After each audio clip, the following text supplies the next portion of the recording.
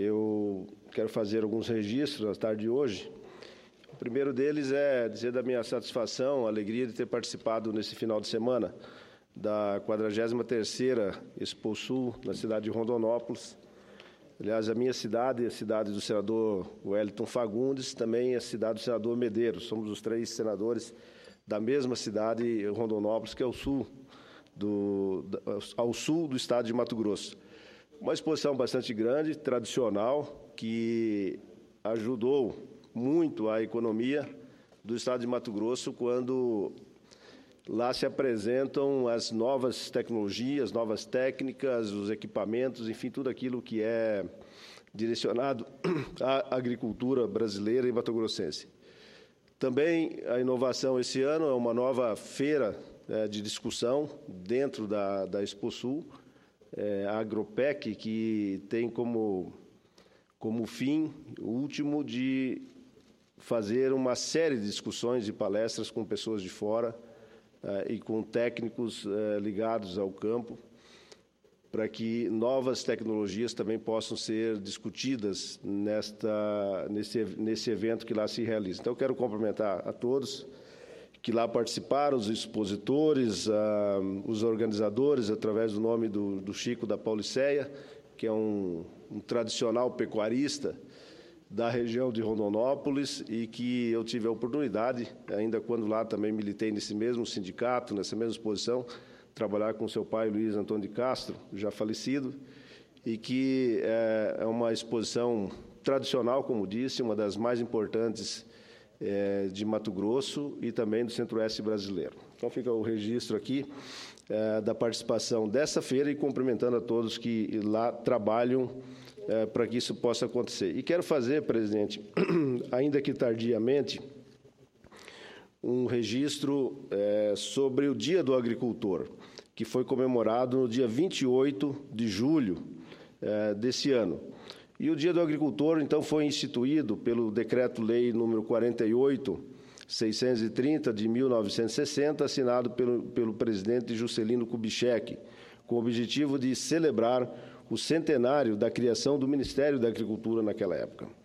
A iniciativa era simbólica, mas representava a importância que esse setor já possuía no desenvolvimento do Brasil de 55 anos atrás. O dia 28 é destinado, portanto, de acordo com as palavras do saudoso ex-presidente, a reverenciar as pessoas que se dedicam ao cultivo da terra, a quem, historicamente, o país deve boa parte da sua prosperidade. O texto do referido decreto, em outra passagem de teor quase poético, assinalava que, aspas, é justiça reverenciar aqueles que se dedicam ao cultivo da terra, transformando em riqueza dinamizada as riquezas naturais, fecha aspas. Com efeito, a atividade agrícola está na base de toda a formação social e é a ela que devemos a passagem do modernismo ao modernismo. Nesse sentido, a agricultura pode ser considerada, sem exagero, a mãe do processo civilizatório, pois permitiu ao homem a vida estabilizada em comunidades cada vez mais complexas. Cabe lembrar que o Brasil é um país que tem forte tradição agrícola. Como bem lembrou o conselheiro fiscal do Conselho Científico para a Agricultura Sustentável e diretor do Núcleo de Agronegócio da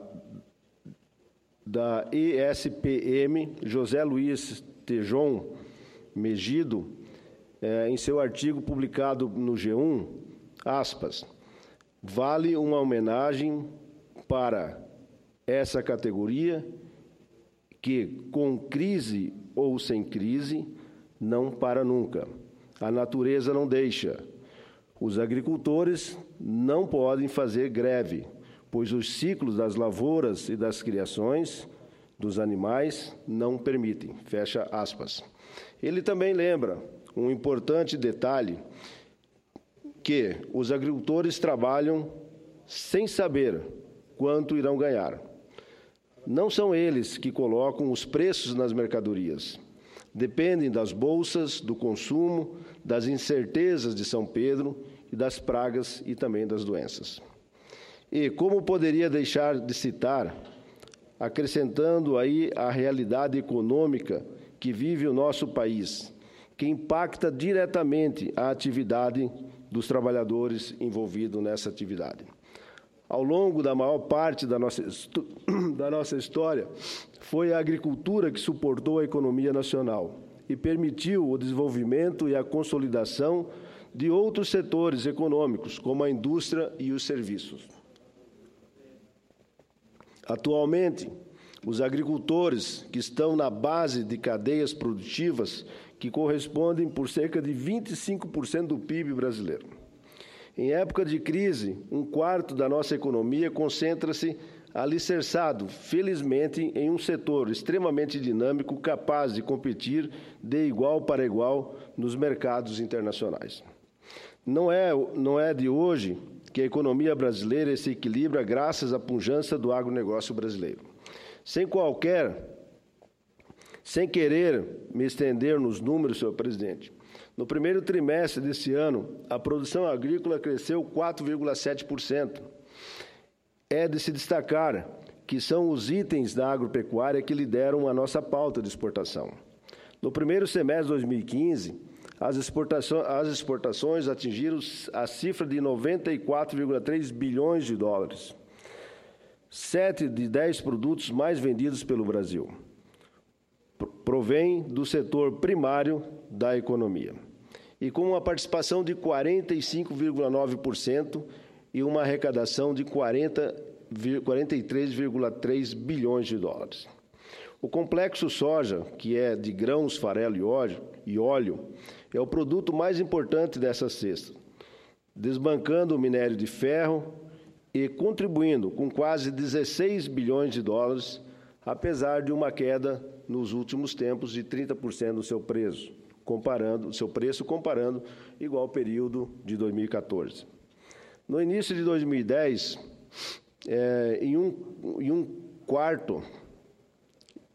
um em 4 produtos do agronegócio em circulação no mundo eram brasileiros. A projeção do Ministério da Agricultura é que, no ano de 2030, 1/3 dos produtos comercializados sejam provenientes do Brasil, em função da crescente demanda de países asiáticos. Não é por acaso que o campo é o principal motor da nossa economia. Indiscutivelmente, há fatores naturais benignos como o clima, a irradiação solar, as características de relevo e a quantidade de terras disponíveis. Mas, na verdade, é que tudo isso significa pouco. Hoje em dia, o agricultor brasileiro é um profissional vocacionado, que herdou de seus pais e avós uma série de competências e saberes, mas que soube somar a esses elementos as inúmeras transformações técnicas e o conceito permanente de inovação, acumulando, com o passar dos anos, impressionantes ganhos de produtividade. O agricultor brasileiro produz arroz, feijão, soja, frutas, hortaliças, cana-de-açúcar, mas também produz tecnologia.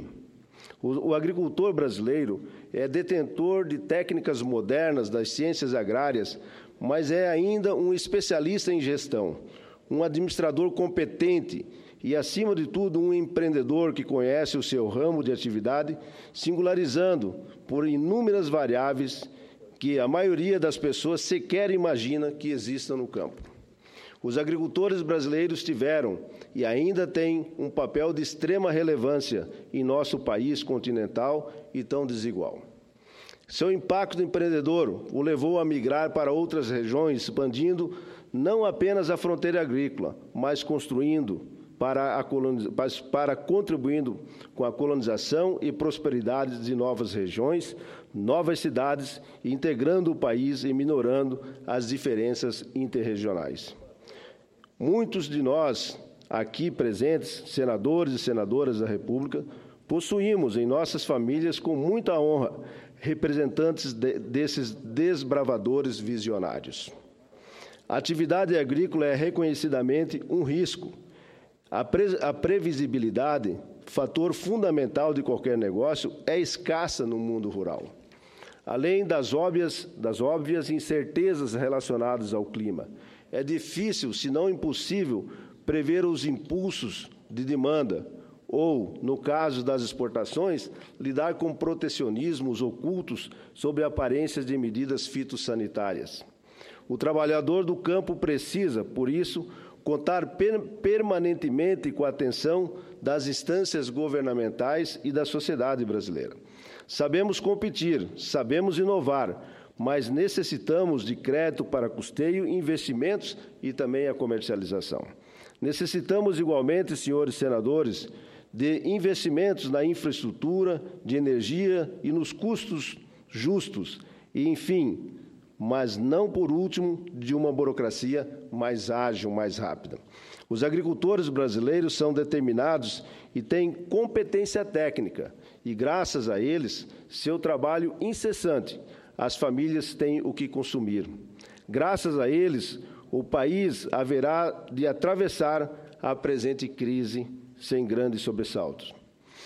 Em seu dia, cumprimento-os efusivamente. Aproveito a oportunidade para comemorar a aplicação da lei que dispensa máquinas agrícolas de emplacamento. Tive a oportunidade de ser o relator dessa matéria aqui no Congresso e posso afirmar que essa conquista foi alcançada com muita luta e compreensão de todos os colegas aqui no Senado. Pela medida, os tratores e demais aparelhos destinados a arrastar maquinário ou executar trabalho agrícola estão sujeitos ao registro único, sem ônus, em cadastro específico da repartição competente. A exigência vale para máquinas fabricadas a partir do ano 2016. O texto também equipara a jornada de trabalho dos tratoristas aos demais motoristas profissionais e que vai permitir até 4 horas por dia a esses trabalhadores. A adequação dará aos agricultores a oportunidade de fazerem 8 horas por dia, mais 2 horas extras e acrescer mais 2 extras, claro, sempre fazendo o acordo sindical e com a aquiescência do trabalhador, totalizando assim 12 horas e fazendo com que essas horas sejam suficientes para os agricultores não perderem as suas safras ou o período de melhor tempo para o plantio. Estamos dando a oportunidade para que o tratorista tenha o mesmo tratamento do motorista profissional. É importante lembrar que essa medida não veio da Casa Civil e foi um avanço na nossa comissão mista, presidida pelo senador Assírio Gás, que preside nesse momento a sessão aqui no Senado Federal, e do qual eu fui o relator junto com o deputado João Carlos Aleluia.